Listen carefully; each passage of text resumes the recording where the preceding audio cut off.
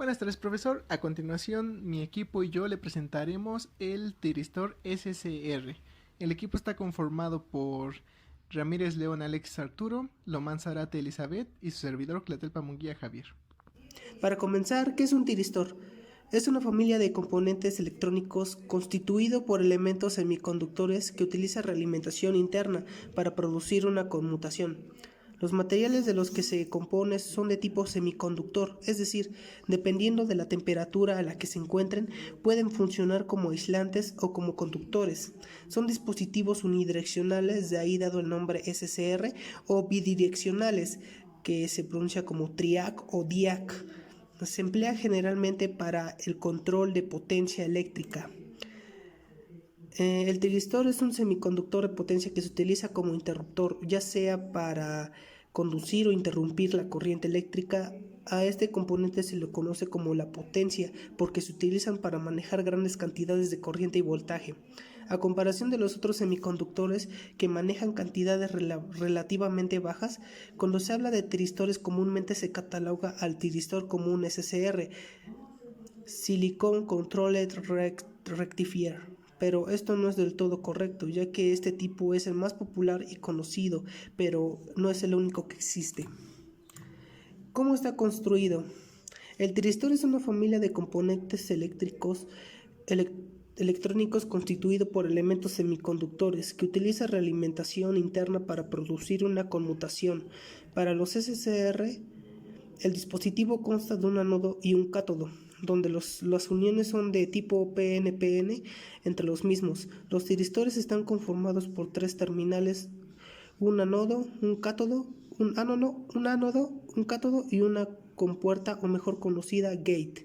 Su funcionamiento se asemeja al de un relevador o interruptor mecánico, ya que cuando aplicas una corriente a la terminal gate, este se activa y obtiene la característica de dejar pasar a la electricidad.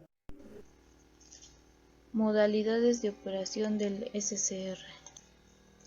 El SCR vienen determinados por la polarización a la que esté sometido y, como su nombre lo indica, controlado mediante una señal exterior. Se puede cambiar de uno a otro.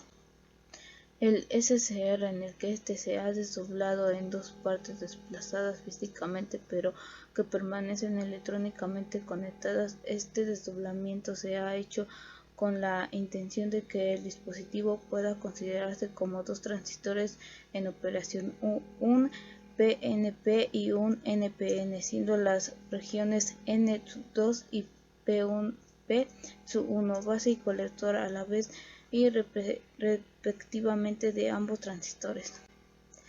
Esta estructura en verdad equivale a dos transistores, un NPN y un PNP, que son conectados en un circuito negativo con la compuertas despolarizadas. No debe de haber circulación de ninguna corriente por los dos transistores, pues el NPN se encuentra al corte y con eso el PNP no tiene polarización de base. Con eso el transistor NPN entra en conducción polarizado. También la base del NPN, pues la corriente de base del PNP es la corriente del colector del NPN. El resultado es que fluye una corriente del emisor al colector del PNP. La curva característica tensión-corriente de un SCR típico operando en condiciones normales de temperatura se puede ver en una gráfica que relaciona la corriente de ánodo en función de su tensión ánodo-cátodo, sin señal de compuerta. Aquí se puede observar que cuando el voltaje de ánodo a cátodo es positivo, el SCR bloquea la corriente directa, tiene una elevada resistencia y permanecerá en su estado de corte hasta alcanzar la tensión de ruptura directa, punto en el cual el SCR trasciende a su estado de alta conducción. La región de alta conducción tiene un límite superior de corriente, la cual se restringe por la potencia nominal del SCR, y un límite inferior denominado corriente de mantenimiento, que se define como la corriente mínima que debe circular a través de los terminales ánodo-cátodo del SCR para mantenerlo en su estado de conducción. Si la intensidad del ánodo cae por debajo de la intensidad de mantenimiento, el dispositivo regresará a su estado de corte, comportándose nuevamente como un interruptor abierto. Cuando el voltaje de ánodo a cátodo es menor a cero, el SCR tendrá dos uniones PN polarizadas en inverso y fluirá una pequeña corriente de pérdida. Cuando el voltaje de ánodo a cátodo excede al voltaje de ruptura en inverso, causará el fenómeno de avalancha y la intensidad del ánodo aumentará rápidamente produciendo posibles daños o deterioros en el dispositivo.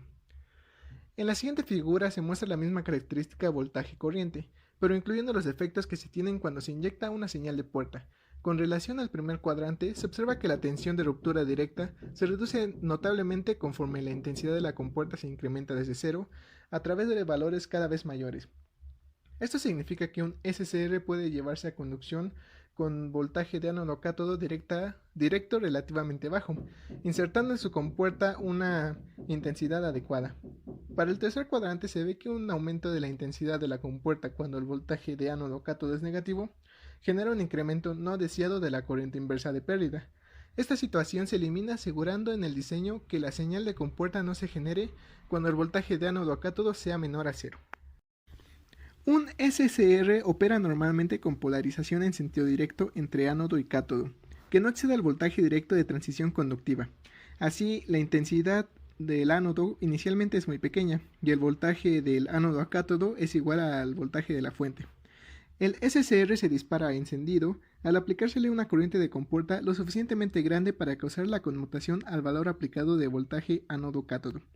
La corriente de compuerta aplicada provocará la retención condicionada o enganche del SCR en el estado encendido.